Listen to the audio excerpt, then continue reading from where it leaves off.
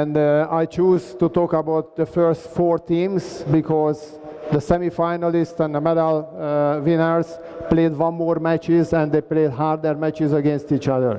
Odabrao sam prve 4 rangirane momčadi zato jer su polufinalisti igrali stvarno čvrste utakmice jedno protiv drugoga i tu se najbolje vidi primjeri obrana. First, I would like to go through a little bit of quantitative data. Najprije ćemo proći malo kvantitativne podatke. Based on the analysis of Mr. Peter Kovac of the last European Championship, I used the data from him. Iskoristio sam podatke gospodina Petera Kovača sa zadnjeg prvenstva, njegove podatke sam koristio u analizi. And I was carefully looking at those areas which influences the best defenses. Gledao sam one pokazatelje koji stvarno govore o tome koliko su bile kvalitetne obrane. So in this case, I was comparing to the semi-finalists against the rest of the teams. Tako da ćemo usporediti polufinaliste sa ostalim ekipama. In the following categories: goals conceded, pratit ćemo primljene golove, block shots and stolen balls, blokirane udarce prema golu, goalkeeper saving percentage, dakle postotak obrana kod vratara. And also are looking at the punishments, what influence the punishments had on the defense. I gledat ćemo kazne, različite faule koje su obrane napravile. Let's start with the goals conceded. Počet ćemo sa primljenim golovima. From this chart you can see that listed the best teams of the tournament. It's listed the best teams of the tournament. Ovdje je popis najboljih ekipa sa turnira. And you can see that average of 28 goals were conceded per match during the tournament. Vidimo da tijekom turnira prosjek je bilo 28 primljenih golova po utakmici. And of course some teams goal difference influenced by the big win or a big lose, for example Spain and Norway. I naravno imamo gol razliku, dakle kod Španjolske i kod Norveške, gol razlika, na gol razliku su utjecali znači na poraz. And as you can see from this table, up until the 9th place, which is Russia, the goal difference were positive, 27-27. Rusija je imala 27-27. I circled those teams which I went under investigation, so this Germany, Spain, Croatia and Norway. Počet ću sa ovim ekipama koje sam analizirao, to su Njemačka, Španjolska, Hrvatska i Norveška. We can see that some teams actually conceded less goals than the above mentioned. Možemo vidjeti da su neki timovi dobili manje golova od prosjeka. For example, Slovenia or France could be also analyzed as the best defense performance. Kao primjerice Slovenija ili Francuska i njih smo mogli uzeti u analizu kao jedne od ekipa koje su imali najbolju obranu. But the reason I decided on the first 4 teams because they are really playing hard matches, the last 2 matches like a final for them, and this shows the real character of the teams. Ali odabrao sam prve 4 rangirane ekipe jer su oni stvarno u polufinalu igrale jake, čvrste mečeve kao da igraju u finalu i to je pokazao karakter, koji su pokazali karakter tih momčadi. Block shots and stolen balls is always a good measurement of the individual defense. Blokirani udarci i ukradene lopte su uvijek dobri pokazatelji individualnih obrana. Also it can show the offensive attitude of any given team. Oni pokazuju i određeni napadački stav svake ekipe. In this case you can see that Croatia did extremely well on this chart. Vidimo ovdje da je Hrvatska imala znači 26 blokiranih udaraca, 26 ukradene lopte, ukupno 61. Also Germany did very well on the block shot category. Njemačka isto tako imala dosta blokiranih udaraca. And I made another table from this about the individual and putting the team together also. Ovdje se znači ovdje vidimo baš pojedinačne igrače.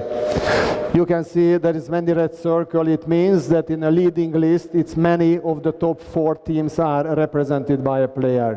Ovdje vidite zaokružene crvenim igrače iz 4 tima koji su bili rangirani od 1. do 4. mjesta. Oni su zaokruženi.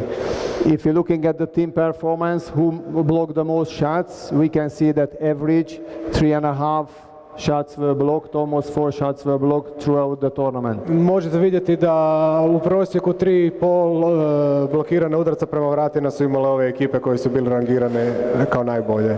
If you're looking at the individual data, we can see that 3 players out of the first 4, it's in the top 4. Ako pogledamo individualne podatke, vidimo da 3 igrača od prva 4 su u ove 4 ekipe. And these 3 players are Lemke, Goyun and Guardiola from Spain. Excuse me. The three players are Lemke, Goyun and Guardiola of Lemke, Spain. Goyun, Carlson i Guardiola. If you're looking at also the same chart but focusing more on the stolen balls, Sad ćemo pogledati istu tu tablicu, ali vezano uz pokazatelj ukradenih lopti. we can also see that out of the 4 teams, 3 teams are very well did in this department, Germany, Croatia and Spain. Opet vidimo da od timova koji su imali najviše ukradenih lopti, tu su 3 tima od prva 4 rangirana tima. And also if we have a look at the individual performances, we can see that Duvnjak, Damke and Lemke did very, very well on this chart. I kad pogledamo individualno, vidimo da Duvnjak, Damke i Lemke, koji su opet iz ova 4 tima, su bili dobri kada gledamo individualno. Goalkeepers also a very important part of the game these days. Vratari su u današnjem rukometu veoma važni, njihova performanse. And strong defense cannot be well done without a good goalkeeper and vice versa. Without a goalkeeper, the defense cannot be successful enough. I dobro obrana ne može funkcionirati dobro bez golmana i obrnuto, golman bez obrane. As we can see, the championship average was 30% mark. Postotak prvenstva, znači obrana, bila je 30%. And amongst the 4 teams we are analyzing now, they scored very well, the goalkeepers, particularly Germany and Spain. Opet vidimo zaokružene crvene ove ekipe koje su bile polufinalisti i vidimo da su opet među prvih 5 po obranama 2 ekipe od te 4. On the other hand, we see that in this category, Croatia and Norway did a little bit below average. Hrvatska i Norveška kao preostala 2 finalista imali su nešto niže. But it's not a major difference. Ali nije bila velika razlika. If we have a look at the individual performance of the goalkeepers, we can see some outstanding performances in the best ones. Ovdje vidimo sada individualne, znači kako su pojedini vratari imali rezultate. Also Wolf from Germany, who became the all-star, the best goalkeeper of the tournament, did extremely well. Vidimo da je golman iz Njemačke imao izuzetno dobre rezultate. But we can see other goalkeepers like Sterbik, Stefanovic, Perez de Vargas also did a very good saving performance. I drugi su bili dosta blizu.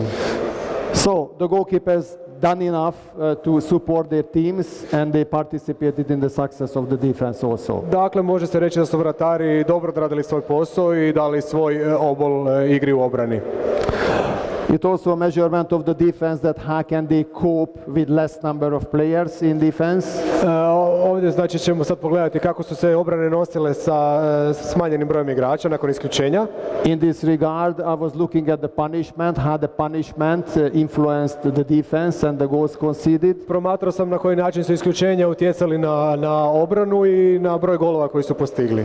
And it's a quite surprise we can see that those teams who did very well at the championship are at the bottom of the punishment table. It means that they were suspended more often than the other teams. I ovdje vidimo da su ovi najbolji timovi bili na dnu tablice, što znači da su imali manje isključenja nego ostali. This fact actually can make us thinking a little bit, because maybe punishment is not a disadvantage. This makes us thinking a little bit. Maybe punishment is not a disadvantage for a team. Ovo potiče na razmišljanje da možda isključenje i nije toliko loše za obranu.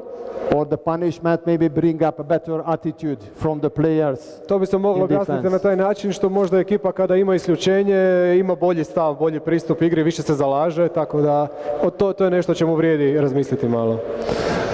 Okay, after this statistical data, I would like to show you some quantitative analysis of the teams, the best 4 teams. Sad nakon kvantitativne analize prelazimo na kvalitativnu analizu ovih znači 4 polufinalista. So as my colleague Marco did before, I would like to just go through and show a few characteristics of each team in defense. Pokazat ću karakteristike kao i moj kolega prije mene, ali on je govorio o napadu, ja ću govoriti o obrani. Starting from the 4th position, Team Norway. Na četvrto mjesto je zauzela Norveška. One of the surprise teams of the tournament with a very young stud. They actually didn't qualify for the tournament before, so it was a quite fresh team at the tournament. Oni su nastupili sa mladom ekipom. They scored many goals, but also conceded a lot. Oni postigli su dosta golova, ali su isto tako i primili dosta golova. Najviše golova su oni primili. As we saw, the goalkeeper performance was a little bit below average, but sometimes at matches he saved very well. Vidjeli smo da su njihovi golmani imali nešto niže postotke obrana od prosjeka, ali u nekim utakmicama su bili i dobri. They mostly applied 6-0 zone defense, but it's very open form of 6-0 zone defense. We will see examples of this. Uglavnom su igrali znači 6-0 zonsku obranu. For me, Mirho was a key player. He was a very successful attacking player before, but in this tournament he was one of the best defender also. Ja smatram da je Mirho bio jedan od njihovih najboljih igrača u napadu, ali isto tako bio ključni igrač u obrani. Apart from him, Norway played only with one defense specialist. It was Mamelund. Sometimes came in for Osim njega imali su još jednog specijalista obrambenog, to je bio Mamelund. So this is the basic defense formation of Norway, and if you go through just being familiar with some names. Ovo je osnovna obrambena formacija Norveške, sad ćemo proći imena. You can see them there. This is our usual and the best defense formation. To je njihova uobičajeno najbolja obrambena. Sometimes the right back is substituted if it's close to the substitution line also. Sometimes the right back number 2 is substituted if they're close to the substitution area. Znači half se ponekad mijenja ako je blizu liniji za zamjenu. Okay, we would like to see some action now, so I will ask the assistant. Stop and start, which is not going to be easy. So let's have a look at the basic setup of the Norwegian team. Vidjet ćemo kako su se postavili. 6-0 defense, but very flexible and very open defense system. Ovo je vrlo otvorena, vrlo duboka 6-0 obrana. Also good cooperation with the goalkeeper and the defense player. I bitno je, ovdje se može vidjeti suradnja između vratara i igrača u obrani. Another movement. Idemo dalje. Have a look at the sideways movement of the defenders. Pogledajte kako su mirni obrambeni igrači, koncentrirani. Also the number 1 defenders moving up a lot in the field. We will talk about it. Prednje se dosta kreće dosta duboko, to je ono što smo govorili, da dosta otvorenu 6-0 obranu igraju.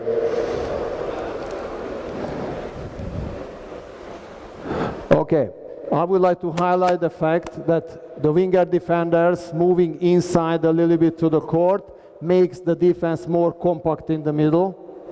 Sad ćemo izanalizirati suradnju između 4 braniča koji su više u sredini, koji su se više stisnuli prema golu i njihovu interakciju. And one of the biggest strength. Okay, started already. One of the biggest strength was the Norwegian team is the very tough defense in the 4 defenders in the middle. Jedna od glavnih prednosti norveške obrane je upravo ta jaka formacija 4 braniča u sredini. So you can see from this picture the wingers are isolated, the number 1 defenders are isolated. Vidimo da je krilo izolirano. But pay attention of the 4 defense, they working in harmony and obratite pozornost na 4 braniča u sredini koji usklađeno rade. Also solving the pivot very well, covering the pivot very well. Evo vidjeli ste sad kako su zaustavili. The wingers are not doing anything, the number 1 defender just standing there.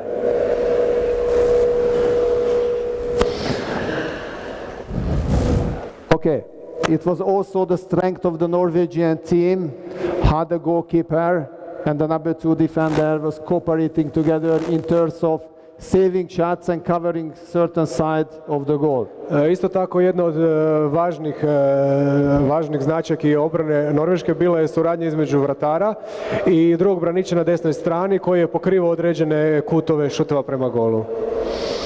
So keep an eye on the number 2 defender there. Pogledajte drugog sa desna braniča. Same defense. Ista obrambena formacija. But it's come to shot. He could shot only one side of the goal. Vidjeli ste da je pokrio jednu stranu gola. Evo, sad ćete opet to vidjeti. And the save came from there. Na kraju su primili gol. I only extended this video because I knew that Croatian fans going to watch a goal, so I also give it on. Stavio sam ovaj video baš zbog toga što je Hrvatska na video, a znam da će vam se to svidjeti. Jesu dali gol. It was a nice goal. Okay. It's also the best defending teams had to cope very well in numerical inferiority. So it was a real measurement of the teams, how did they cope with the less number of players in defense. Isto tako one ekipe koje su jake obrambeno moraju znati kako se nositi sa manjim brojem igrača i to je isto tako jedna od značajki norveške ekipe koji su jako dobro igrali kada su imali isključenog igrača. As you can see, the Norwegian defense now is short-handed against Germany. Ovdje vidimo sada kako igraju protiv Njemačke. So you can see from this team that number 1 defenders moving up always almost like number 2 defenders. The other number 1 defender always moving in, keeping very close unit, the 5 defenders in the middle. Vidimo da su se ovi krajnji braniči pomaknuli prema naprijed i na taj način su stvorili isto tako veoma snažnu suradnju u sredini.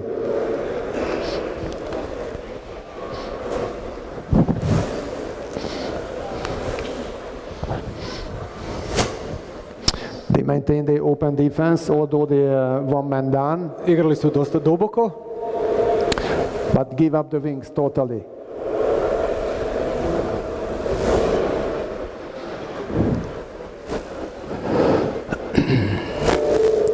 Coping against two pivot, it's also a difficult task for the defense sometimes. Za obranu je ponekada isto tako teško riješiti situaciju koju imaju utrčavanje na drugog pivota.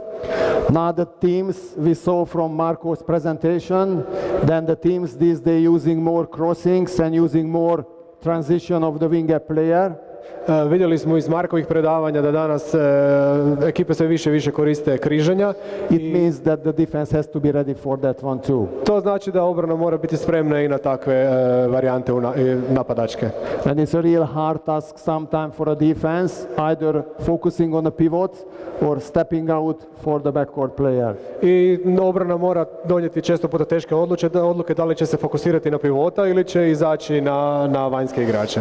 And Norway did this very well. Thank you.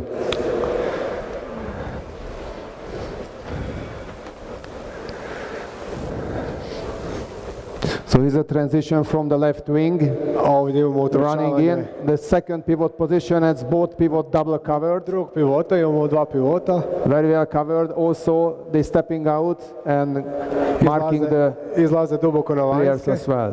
I to su zastavili napad. Resulted to steal the ball. Rezultiralo je ukradenoj lopti i golu. Defense against crossing. Another example, as I mentioned before. Let's see how the Norwegian defense coping with this situation. Već smo spomenuli da je bitno da znaju kako se nositi sa križanjima. Sad ćemo vidjeti kako primjer obrane protiv križanja. Pay attention on the players in the middle. They keep taking on and passing on the players constantly. Igrači preuzimaju igrača. Stop. Okay. You can see the player stepping out, taking on the player, guiding to the other side and moving back immediately. Možete vidjeti da igrači izlaze, uzimaju igrača, proslijede ga drugom igraču i onda se vraćaju natrag. Thank you, Sasha.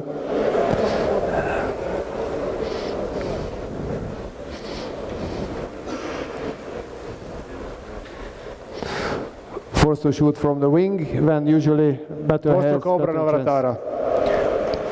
Sometimes you have to give up an area, and most of the time the Norwegian team gave up the wing area for shoot. Norveški timovi uglavnom su dopustili krilu da šutira, jer jedan dio ne možete pokriti, oni su se odlučili da to bude krilo. Sometimes the Norwegian team, although most of the tournament they defended 6-0, sometimes they always converted to 5-1. Iako su uglavnom igrali 6-0 obranu, ponekad bi prelazili na 5-1. In this case, one player always stepped out a little bit more just to disturb the attack organization. U ovoj obrambenoj formaciji jedan igrač dakle dublje izlazi kako bi poremetio napadačku koncepciju.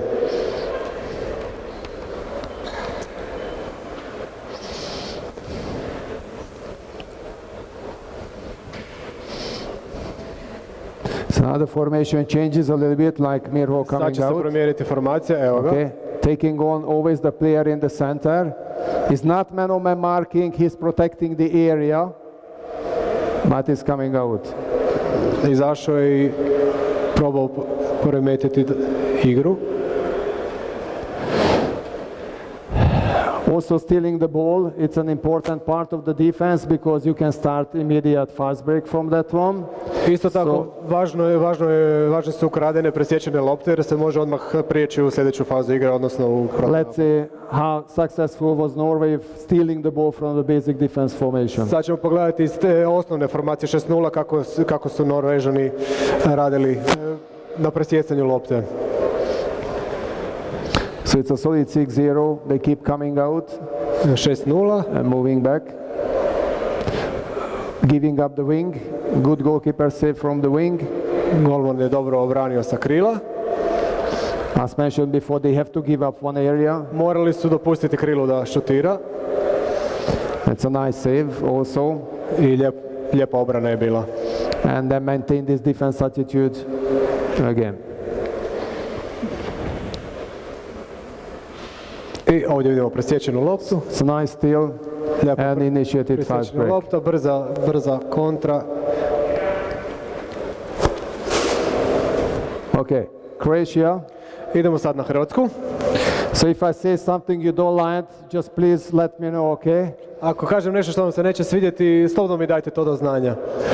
No, Croatia did extremely well, I think, on the defense, but of course sometimes when we analyze, have to point out good things and bad things as well. Ja volim hrvatsku ekipu, ali naravno pri analizi morate naglasiti kako dobre, tako i loše strane. So I will present my view on the Croatian team as an outsider, but of course you know the team from inside. Ovo je dakle moja analiza hrvatskog tima kao outsider, ali poznajem tim i So I think they were very good at the defense part, but conceded less goals, 27, than the average top 4 teams. Mislim da su dosta dobro odigrali u obrani ako se pogleda parametar primljenih golova. Primili su 27 golova, što je manje od prosjeka prva 4 tima koji je 28.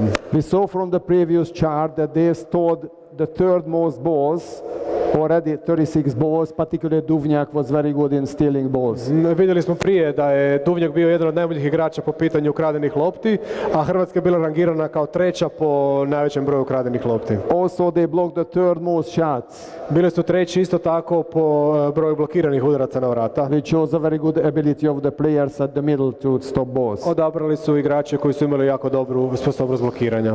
Gojun plays as a defense specialist. Imaju Gojuna koji igra kao specijalist samo u obrani. And most of the time 5-1 and 3-2-1 was the usual defense system of the Croatian team. Najčešće obrambene formacije bile su 5-1 i 3-2-1 zonske obrane sa Duvnjakom kao prednjim igračem.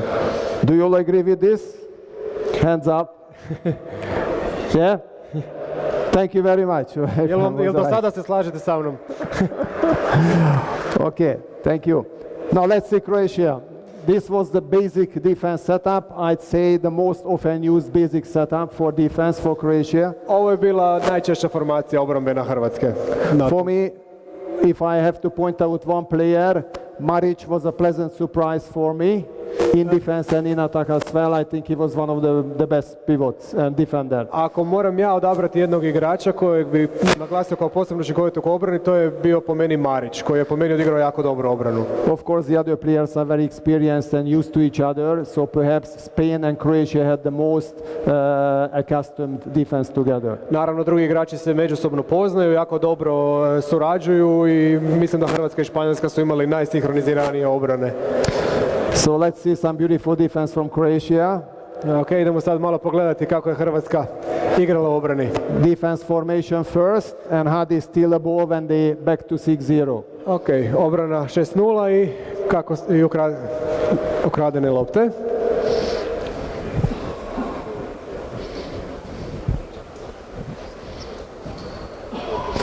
Compact in the middle also. Very good work. I to je sad ukradena lopta.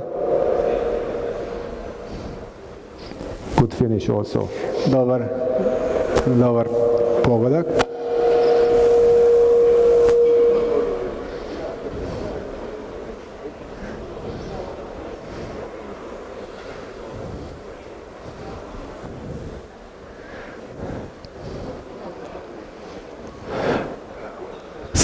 Wasn't most often used defense, but I thought we start with this.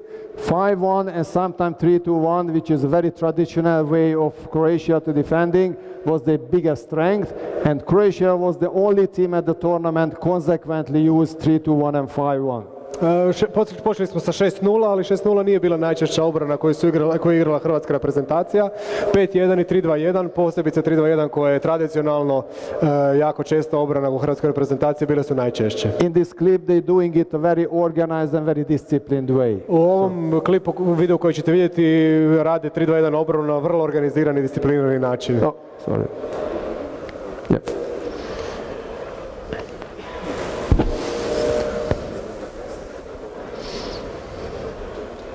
See, it's a very shallow 3-2-1, sometimes going to 5-1. Dosta plitka 3-2-1 koja nekad prelazi u 5-1.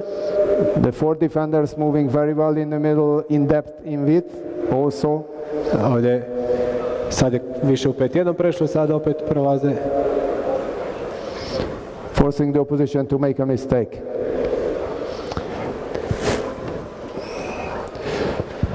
As with Norway, we also see how they cooperate against the double pivot and running in, because against open defense system, the teams tend to use more running ins.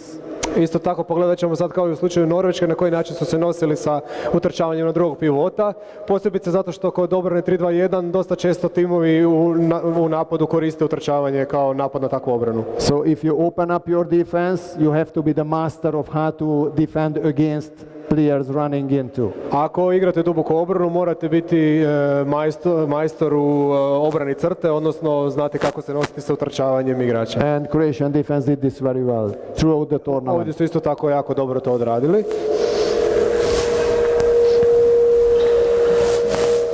So here the players running in.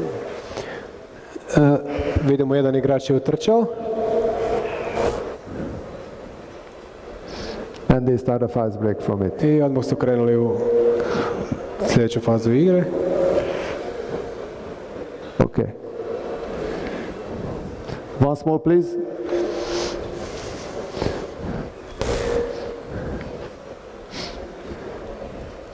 Is the running in. Dakle, nakon križanja, two pivot situation. Dva. Cover the pivots well and also makes them forcing a mistake. I na taj način su ih prisilili na pogrešku, prisiljena pogreška i odmah realizacija.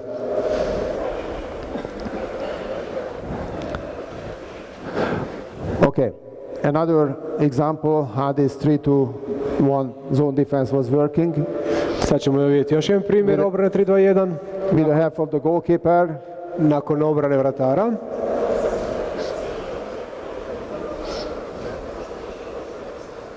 See, very compact in the middle. Vidite u sredini. And force them to shoot in the side where the goalkeeper was prepared. Šutirali su u stranu i golman je bio spreman da će šutirati na tu stranu. Croatia conceded the last goals in fast break. which for me is a real measurement of attitude and defense, because the defense starts with a quick retreat. How quickly you can come back after your attack.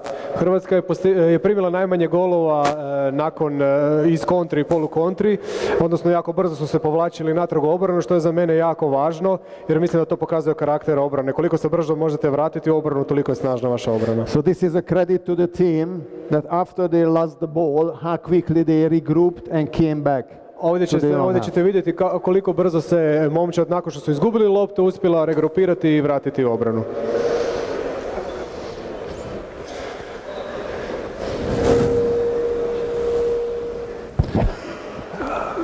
Look at the direction of the run of the players. Everybody is back in place. Pogledajte kako svaki igrač dolazi točno na svoje mjesto i formiraju obranu. Once more, please. Može još jednom.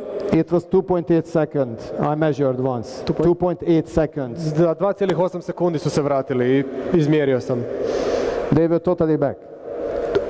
Bili su kompletno postavljeni, imali su postavljenu obranu za 2,8 sekundi. So, apart from the European champion German team, Croatia was the best in this department with a quick retreat. Osim Njemačke u ovom pokazatelju, Hrvatska je bila najbolja. Characteristic of Spain in the same way. Na Španjolsku, isti pokazatelji. Pretty much very similar to Croatia in the department of conceding the goals. Što se tiče primljenih golova kao i Hrvatska, imamo isto, primili su manje golova od prosjeka. But the goalkeeper's performance was a little bit better. Ali imali su nešto bolji postotak obrana vratara. Some stages Sterbik was good and other stages Vargas was good. So the two goalkeepers very well complemented each other. Imali su dva golmana koji su se dobro nadopunjavali. Nekad je jedan bio dobar, a onda je u nekim drugim fazama drugi bio dobar. Spain used the most often 5-1, 4-2 or 3-2-1 defense system with very wide range and very open in depth. Španjolska je koristila uglavnom 5-1 obrambenu zonsku obranu sa varijantama 4-2-3-3, ali jako duboko. That's an interesting statistical data that 6 players of the Spanish team were over 30 years of age. It means experience in defense. Jedan zanimljiv podatak je da je 6 igrača u obrani bilo starije od 30 godina, što znači iskustvo u obrambenoj igri. They consequently used 2 defense specialists right through the tournament, which was Moros and Guardiola. I imali su dva specijalista obrambena, to su bili Moros i Guardiola tijekom cijelog turnira. This is the basic formation you usually have.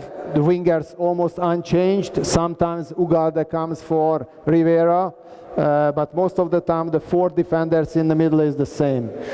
Ovo je osnovna obrambena formacija. Ponekad su imali promjene na krajnjim pozicijama, ali 4 braniča u sredini su uglavnom bili uvijek isti. Sometimes Entre Rios, when he close to the substitution line, or Dushabayev, young Dushabayev is changed for another player.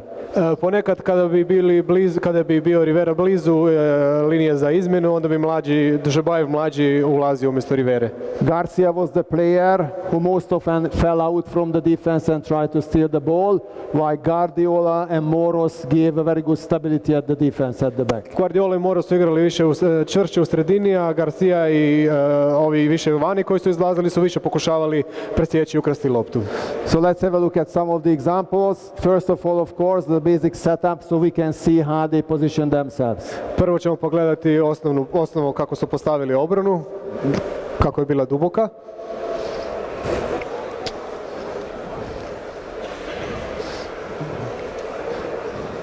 They often come out and they return to the original position. Once again, Sterbik was right there when the shoot has to come. Golman je opet pročitao stranu u koju je šut išao i obranio. Another example of the 6-0 defense, but very open 6-0 defense. Još jedan primjer obrane 6-0, isto tako duboke 6-0. Look how far they leave the goal area. Pogledajte koliko duboko izlaze. They still apply zone defense, but they dare to leave the 6 meter To je još uvijek line. zonska obrana, ali jako duboko. And the individual defense attitude is very assertive. Veoma su, igraju veoma agresivnu obranu. Very ball oriented. Orijentirani su Talking about open defense, what I said now, we can witness here on this example. Sad ćemo pogledati sljedeći primjer. Have a look at the individual attitude of the players. They dare to leave the 6-meter line and they moving back. Pogledajte individualni pristup svakog igrača. Odlazi sa linije 6 metara, pokušavaju ukrasti loptu i onda se brzo vraćaju. I evo ga. And it's resulted to steal the ball. I rezultiralo je naravno ukradenom loptom. Okay. Once more please. Molim vas još jednom. Please pay attention on each player's attitude towards the ball. They're very ball oriented and very assertive. Pogledajte kako su svaki pojedini igrač obrani orijentiran na loptu, želi ukrasti loptu i želi zapravo otići i zabiti gol. Imaju taj jak i agresivni stav.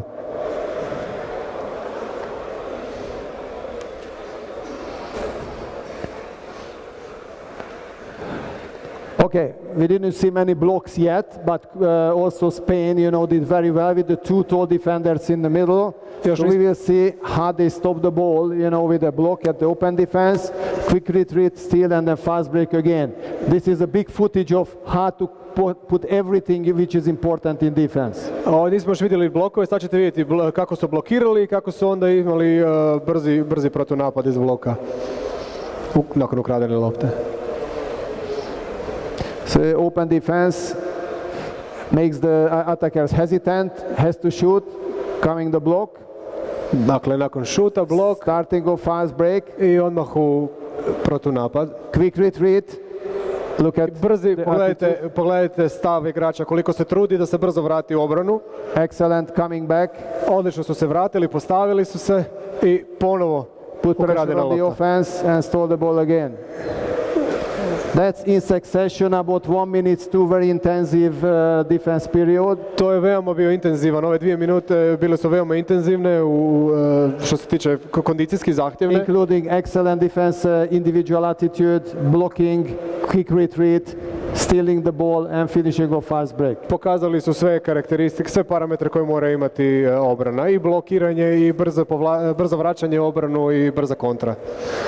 Spain was the only team who changed for 5-1 to sometime 4-2. I mentioned that Garcia on the left 2 position, you will see often coming out, although one player is already Ugalde at the peak position of the defense. Španjolska je bila jedina reprezentacija koja je ponekad iz obrane 5-1 prelazila u 4-2. Već sam spomenuo da je Garcia na poziciji drugog s lijeve strane izlazio i pridružio se ovom već prednjem igraču. It's a 5-1 situation. Imamo 5-1. Ugalde is covering the area.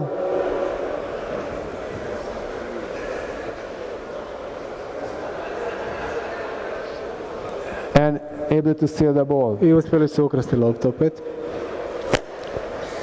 Okay, once again a more open defense example. Imamo još jedan put vidjeti duboku obranu i kako su ukrali loptu.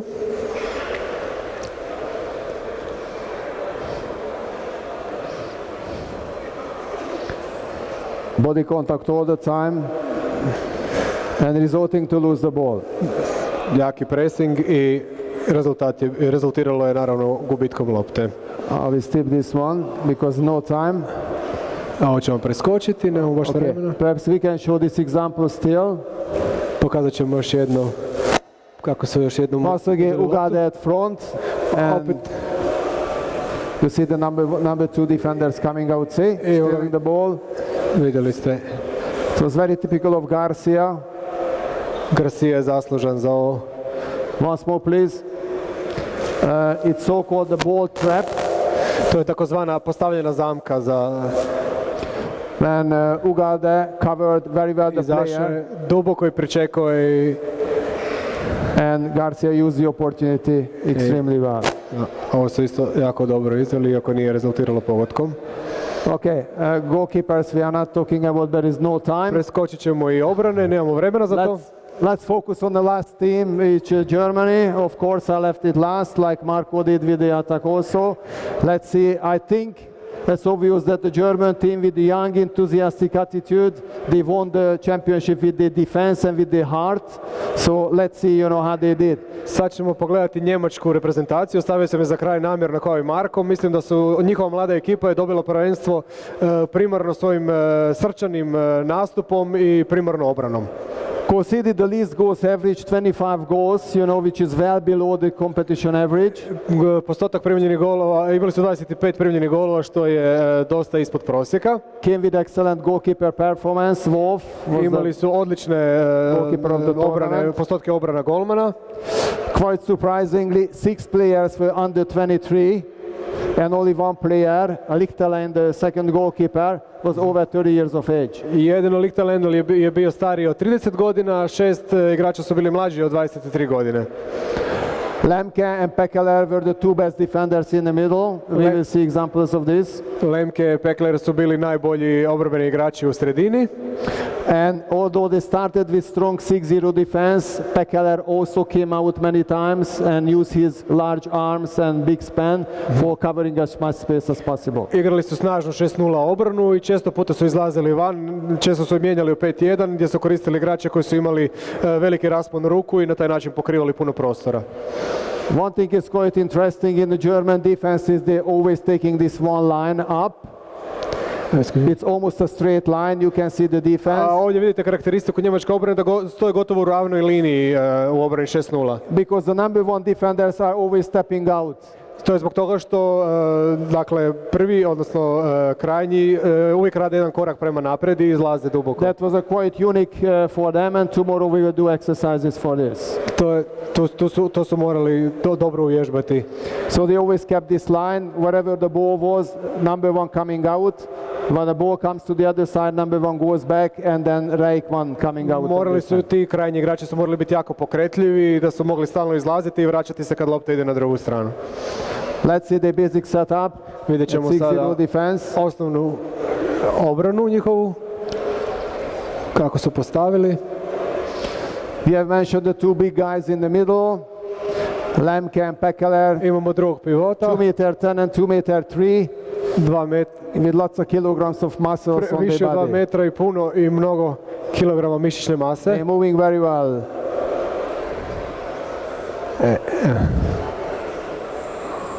Okay.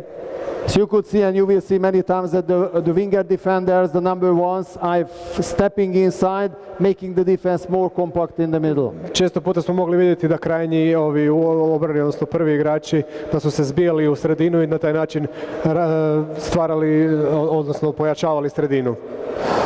See how they do with the open defense. Sorry, please.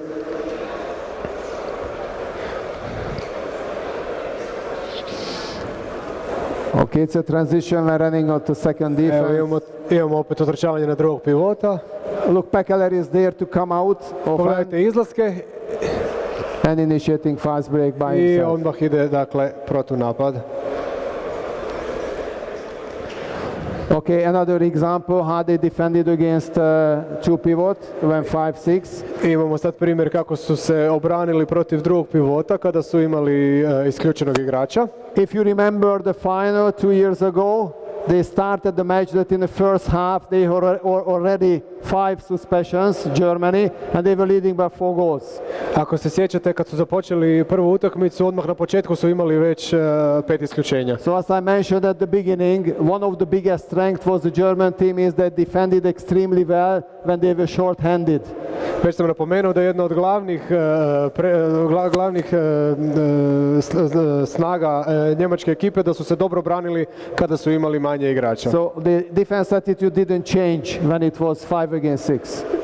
Nije se nimalo promijenio taj stav i agresivnost obrane. Moved up, izlazili su i dalje duboko. And left the wingers behind. Once more, please. So they move up, the number ones, and leave the wingers behind. Jedinice izlaze.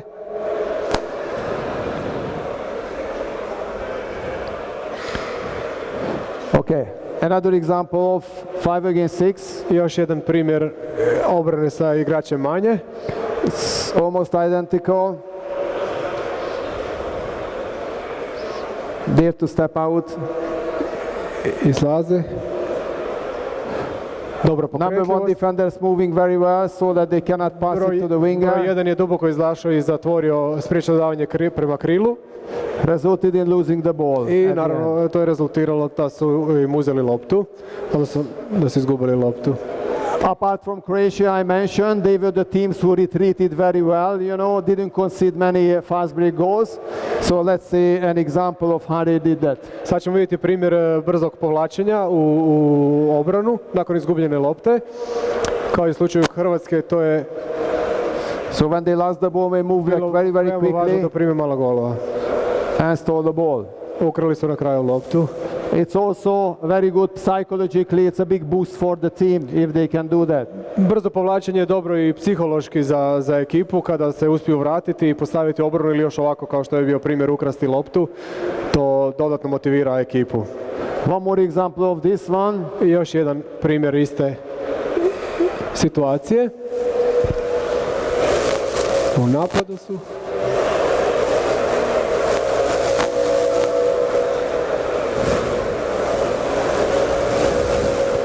This is the pre-start. Soon as the player started to indicate that he's going to shoot, the one player was already at halfway. Vidjeli ste da čim je jedan igrač napravi... Once more, please. Pogledat ćemo još jedan put. Pogledajte da pri samom indikaciji šuta već su dva igrača krenula u povlačenje.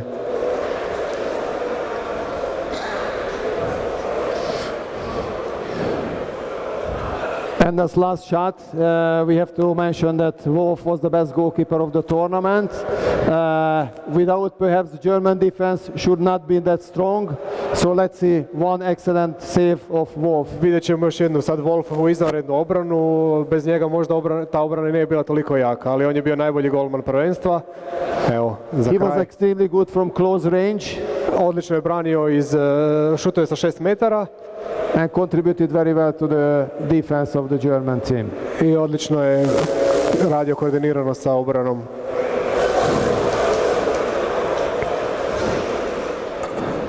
Okay, so with the summary, we're going to leave this one for tomorrow because I'm going to start with the practical exercise with the best point of the defense and try to show it here on the court. So thank you very much for the patience. Za zaključke ćemo staviti za sutra na praktičnom dijelu. Zahvaljujem se na pozornosti. Once again, sorry for the technical problem and looking forward to see you tomorrow. Drago mi, vidimo se sutra. Jedna napomena, doktor je napisao knjigu na engleskom gdje obrađuje jako detaljno kompletnu rukometnu igru. Ako neko želi kupiti knjigu, može mu se obratiti i sa njim onda dogovoriti detalje. Hvala.